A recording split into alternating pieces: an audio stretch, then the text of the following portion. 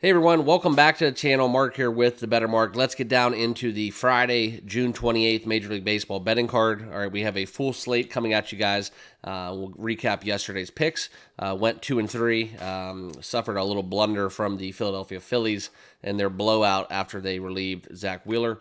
And else that would have been a pretty good one, pretty good day if we would have had that come home. So there's a couple things else that we could talk about. We had some great news in the sports world with the Bronny James drafting to the Los Angeles Lakers. So a very exciting thing for those Lakers fans and just really general sports fans out there. I think that's something that we all can look at and have a breath of fresh air, because there's a lot of bad stories in sports, and that's just definitely a good one, no matter what your feelings are towards the Lakers and or LeBron James. But let's get into the card. Before we do, make sure you guys all subscribe down below, smash that like button, and please let me know your in the comments box down below what you guys will be on for this evening's contest. Okay, but I'm going to give you guys 4 best bets, and then we'll get you on your way.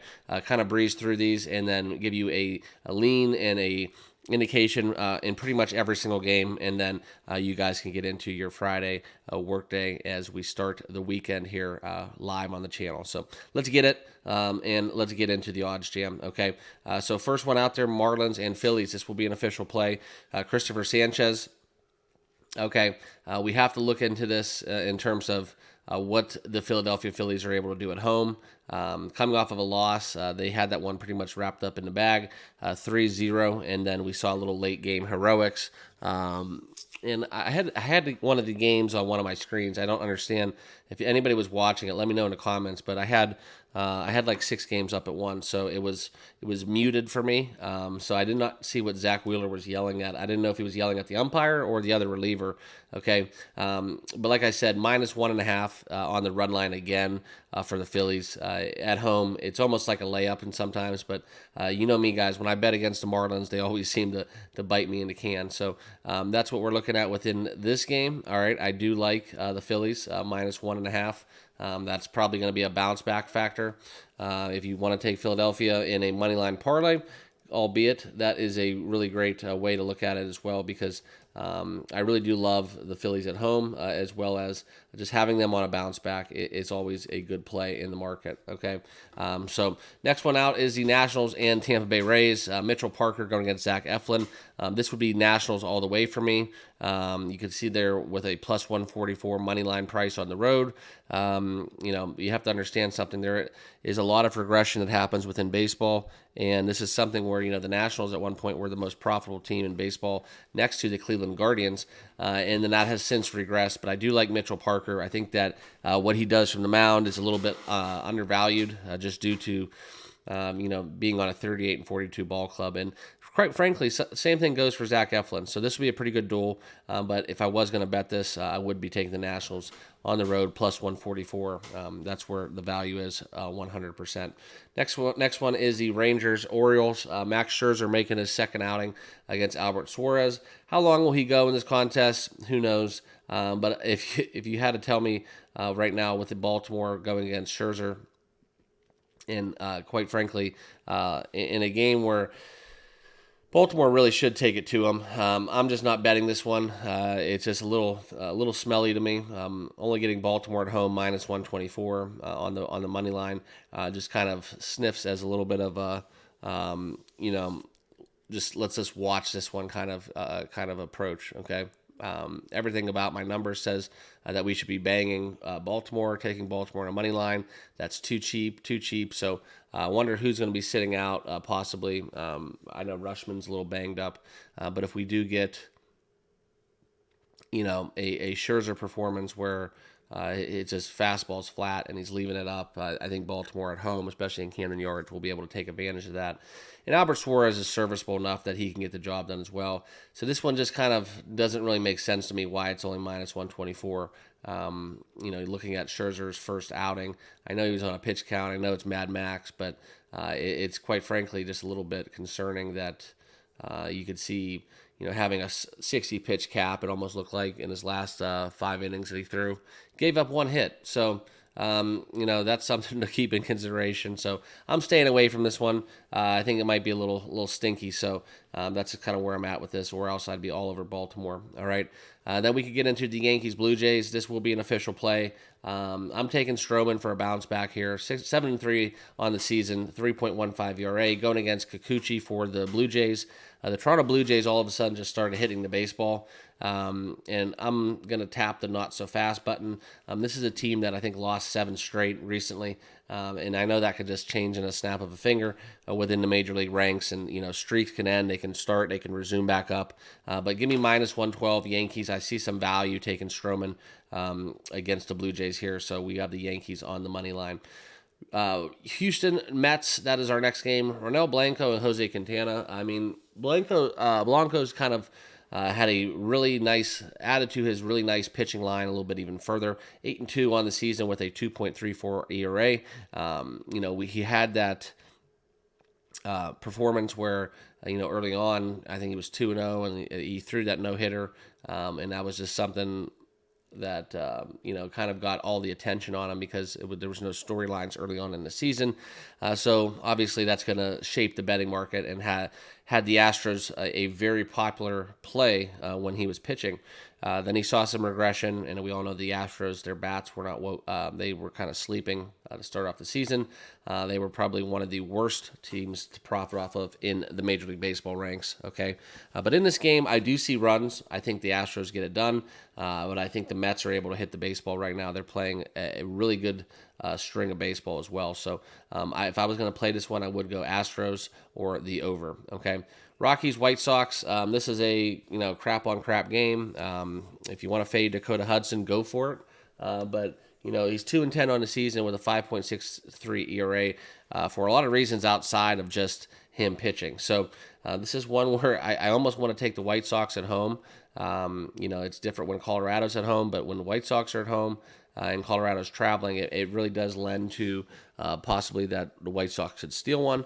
But I'm not in the business of betting on teams that I just really can't trust. So for me, it would be White Sox or nothing. All right. Next one out is the Astros. We did talk about the Astros. Next one is the Padres and the Red Sox. Sorry about that. Nick Pivetta and Randy Vasquez. When we talk about Nick Pivetta, he had a really solid stretch there for a minute. One of the anchors within that Boston rotation. 4-4 in season, 4.06 ERA. What they have going on with their top 3 line within Boston, Cutter Crawford, Nick Pivetta, as well as Tanner Houck. I think that's something where they're just like this close, right? This close, and Boston at home going against the Padres. I look for this game to kind of have a little bit of a run production. I think that 9.5 is set there for a reason. I definitely see 10 runs in this game. I think the money line is juiced up a little too much, $1.40 for the Red Sox at home. I'm not looking to lay this, so if I was going to bet this game, it would be over or nothing. All right. Then we can get into the Pittsburgh-Atlanta Braves game. Martin Perez going against Charlie Morton. We look at this game. The Braves, they kind of stung me yesterday too in a little side bet I had within, their one run per. Actually, I think they got shut out. They might have they either lost 2-1 or 1-0. I can't remember fully. I think they lost 1-0 actually and got shut out. And tip your cap where credit's due. That was just kind of a crazy outing that I think that the Braves had, because even at the end of the game, I think it was a 3-run shot that was just like up against the wall. If that ball would have squibbed out a little bit, they would have probably won the game 2-1 or even 3-1. But just crazy sequence of events. A lot of hard hit balls, a lot of runners left on base, and the Braves did not get it done. I think they got blanked, and that's unfortunate. But hey, that's what happens. It's the Braves, and as good as their lineup is, they have been one of the teams showing signs of regression from an offensive standpoint. For the better part of the Major League season thus far. So when we hit this game, there's something that I want to get into with Charlie Morton and the Pirates. I really want to I really wanted to look at the under personally. $1.82 is a little high for the Braves. Off a loss, I feel a little bit better about that, but the money has shifted a little bit towards the Pirates. I look for Charlie Morton to have a good outing here, but Pittsburgh's been hitting the baseball. This is one where they were taking a couple from the Reds. Took it, and Atlanta conversely has lost 3 out of their last 5. So what you see in this is a weird kind of mix up because I look for the Braves to potentially. I want to bet the under, but I see runs in this game for some reason, so I'm going to stay away. For me, it would be taking Pittsburgh on the run line with value or the over. Okay. Next one is Cubs and Brewers. We have Jameson Taillon and Colin Ray. This is a Brew Crew bet for me all the way. Minus 125 on the money line. I'm not going to play it, but that's just a good lean for me. The Cubs bullpen, don't trust them, and I look for the Brewers to get it done at home. All right. Guardians and the Royals. Okay, this is one where we're gonna have a play. We're gonna take the shout out to all you guys too that like to get on me for this, but we're taking the Guardians on the run line minus 1.5. You can find them a little upwards of plus 130, plus 133, 34. I locked it in at plus 132. Alec Marsh, just quite frankly, and the Kansas City Royals offensively, they've been struggling. So this handicap's based on the fact that the Cleveland's lost the last game. They failed to score more than 1 run in that performance, and I look for the Royals just to get lit up a little bit at home, and it's kind of a weird one because last time McKenzie threw against the Royals, there was a lot of run production. But for me, I think that they get it done and win by double digits. And the majority of the Guardians games on the road, they do cover that run line as well. So a very profitable angle, taking the Guardians minus 1.5. So at plus 130 or above, I think that's where the value is. So we're taking this. This is probably one of my favorite bets of the evening. Okay. Next one is the Reds and Cardinals. Okay. This is where we have Frankie Montas and Andre Palante. This is something where I don't really have an indication in this one. St. Louis was roaring a little bit, but the Reds have dropped a few along the way. If anything, I see runs in this game, but I'm going to stay away from it. You could take it over 8 if you want, but the side for me is just a coin flip. So unless you have a little bit of a gentleman's wager, or just you're a Cardinals or Reds fan, I see no reason why you have to bet this game. Okay, next one, Tigers Angels. We will have a play in this. We will be going within the over 8.5 in this game. This is a play against Ken Maeda. Every time I bet against him,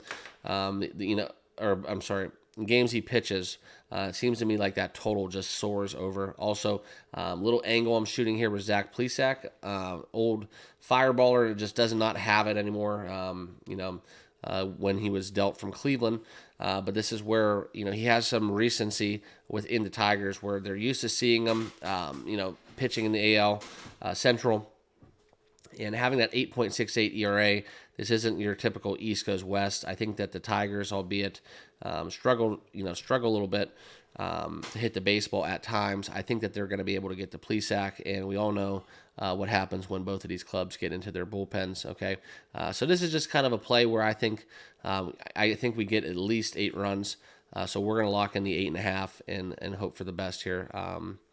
Even though you could see kind of the over being a very popular play. That's just kind of where I'm at. A lot of the betting splits will definitely indicate there's more sharp money on the over, but conversely, we are seeing a lot of public money as well on this over. So that'll be my 4th official play. And then we have a couple games left. Twins, Mariners, Bailey O'Bear, and Logan Gilbert. This will be a great game if you just want to watch one. Watch kind of a nice little battle. Not really flashy, but from a baseball perspective, this one kind of gets me. So at 9:40, we might be tuning into this one until the Dodgers come on. But this is where you look at the Seattle Mariners. For me, it's Mariners or nothing. I just, quite frankly, don't want to bet against the Twins to quit hitting the baseball. So this is an overplay, too, if you want to get into that. Logan Gilbert's been fantastic, but the Twins are definitely going to put up 4 runs in this game. And then you see the Mariners, conversely, hitting the ball. Bailey O'Bear, he's been known to give up some runs as well. So I think in this contest, we definitely get 4 from both teams. The only way we don't is if Seattle just completely lays a dud, but that's where I don't see it. The over 7 is kind of juicy, but they don't put 7s out there for nothing. So that 7 kind of gives away to stay away. That's kind of how I feel about it. If you get that 7 and they open up at that 7, usually they don't do that too often. So it would not shock me if this goes below 7. So kind of early indication. I'm gonna lean towards the under. I know I said I see runs in this game, but that's why I'm not betting it. I see the runs. The odds makers don't. So I'm staying away, even though. Based on that, and if you want to call it a power ranking or what have you, that should give clear indication that I should be taking the over with such a low number. But I got to use my gut on this one and stay away. Athletics, D-backs, JP Sears, Slade Ciccone. No reason to bet this game. Diamondbacks are who they are. The Athletics can't wait to go to Vegas, and that's just kind of how I feel about it. So I'm really not in the business of betting Oakland. I just can't trust them. Can't trust them to show up every day, so they're crossed off my card. Dodgers, Giants. This is one where we're going to back the Dodgers minus 101 on the road against Logan Webb. I know Logan Webb's been fantastic for the most part, but 91 Ks on the season and a 6.6 record with a 3.16 ERA is kind of what's lending me towards taking the Dodgers. Also, Landon Knack. Doesn't really go deep into games, but he'll probably give you 5 shutout innings. Very good pitcher. And this is something where I just look for the Dodgers and familiarity within San Francisco, and facing Logan Webb over the years.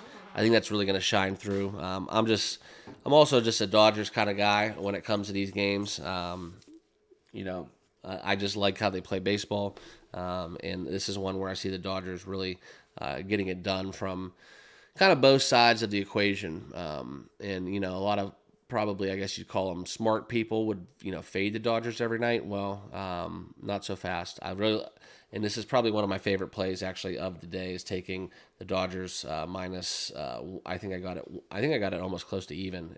It was minus, but I'm not sure if it was minus 102 or 104, or if it was just actually plus 100. So kind of what I have. I want to share with you guys. I think this number is going to soar towards the end of the evening. See if we get any buyback on the Giants, but I would not be shocked if this closed minus 120 or $1.25 in favor of the Dodgers as we get later on into the evening. So that's what we got. That's my full recap. We broke down each and every game. If you have not done so, make sure you guys all subscribe down below. Smash that like button and check us out on Discord. Also, we have a lot of cool stuff going down in the description box as well. OddsJam, if you want to sign up for that, become a channel member. Also here on YouTube, there's a link down there for that. If you want to give back, that's a great way to do so. I don't charge for picks, so what you see is what you get, and just love doing it for the sport. So let's start the weekend off with a bang. Like I said, I gave you 5 best bets. Kind of snuck a late one in there within, kind of the Philadelphia game, but we're going for blood today.